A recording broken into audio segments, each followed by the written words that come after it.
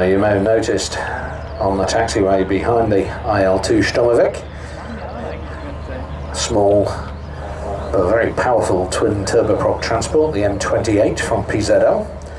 They're going to be taking off shortly because they need to climb to very high altitude as they have a parachute display team on board. And we'll be hearing more about them later. Ja, hinter der Ilyushin 2 steht eine M28 mit Fallschirmspringern an Bord, die hier kurz nach der IL-2 während des Displays noch herausgehen kann, um die Absetzhöhe schnellstmöglich zu erreichen. Denn durch den ungewollten Fehlanflug haben wir jetzt ein bisschen Zeit verloren. Aber hier startet jetzt die IL-2.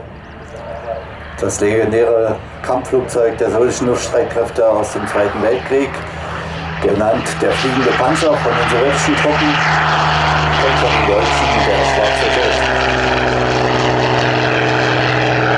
Just getting out of a real treat. Two flying IL-2s anywhere in the world.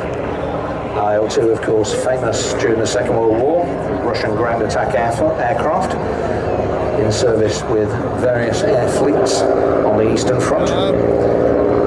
There's the flying tank. Der fliegende Panzer hatte eine Panzerung von 7 bis 12 mm Stärke, der wichtigsten Bauteile des Flugzeuges, Motor, Kabine, und diese Panzerung war Bestandteil der tragenden Teile der Zelle. Ansonsten ein Tiefdecker in Gewischbauweise, ausgestattet mit einem 12-Zylinder-Vormotor im Original von Mikulin bis 1720 PS. Hier in der restaurierten Variante ist ein Ellison eingebaut. The IL-2 was designed from the outset to be an armoured aircraft. Powering that you need a big engine, and this one's a 12-cylinder Mikulin producing 1,720 horsepower. Die Geschwindigkeit des Flugzeuges betrug bis zu 405 km/h, die Abflugmasse bis 6 Tonnen.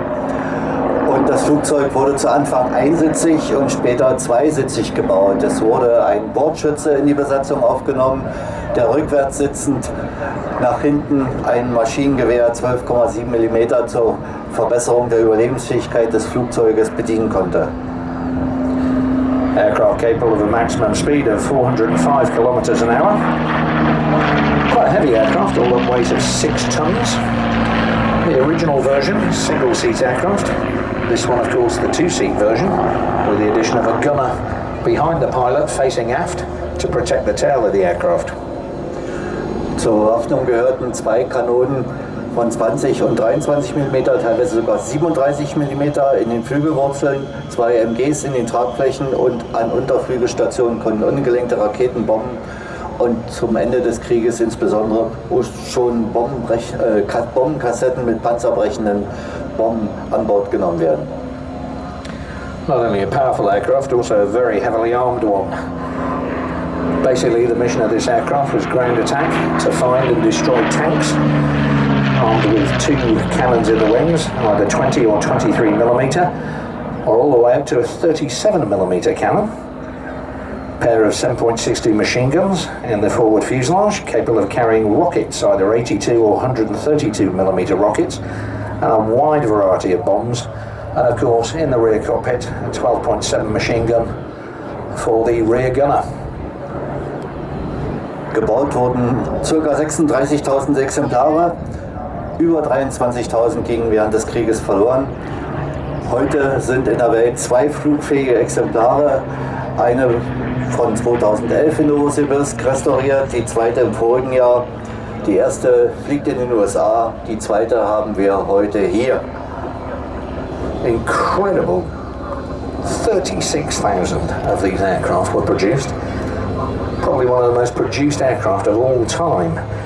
And believe it or not, 23,600 of those were lost in combat. 2 aircraft have been built and flown. The first in Novosibirsk in 2011, and that's now flying in the United States. The second aircraft here made its first flight only last year, again at Novosibirsk in 2017. Vorgestellt wird unser Flugzeug heute von Wladimir Barsuk und er fliegt konkret das Exemplar von Valentin Skopintsev aus dem 46. Schlachtfliegergeschwader der Nordflotte. Dieses Flugzeug wurde 1943 mehr oder weniger abgeschossen. Es gab eine Notlandung auf einem See, auf einem vereisten See. Das Flugzeug sank, Pilot und Bordschütze wurden gerettet und das Flugzeug wurde nach 70 Jahren geborgen und restauriert. 65% der Teile des Flugzeuges wurden in diesem Restaurationsmodell wiederverwendet. The IL-2 being beautifully flown for us today by Vladimir Barsuk. Many thanks to him for that very spirited display and a very rare aeroplane. This is an exact copy of the aircraft flown by Valentin Skopintsev from the 46th Assault Aviation Regiment of the Northern Fleet Air Force in November 1943. The aircraft was actually attacked and received 46 hits. The pilot at the time landing on the frozen lake at Krivo, where it soon sank. And believe it or not, the pilot carried his wounded gunner all the way back to his home airfield, and they continued their tour of duty, flying another 56 combat sorties after that one. A remarkable man. And seeing that aircraft here recovered from the lake in which it sank is a remarkable tribute to some very brave people. Der Pilot Valentin Skopintsev hat damals den verletzten Bordschützen aus dem Flugzeug gezogen und gerettet. Und sie haben nach ihrer Notlandung noch 56 weitere Gefechtseinsätze mit dem Flugzeug absolviert, also mit einem anderen natürlich. Und Valentin Skopintsev wurde mit dem Nachimov-Orden 2. Klasse ausgezeichnet.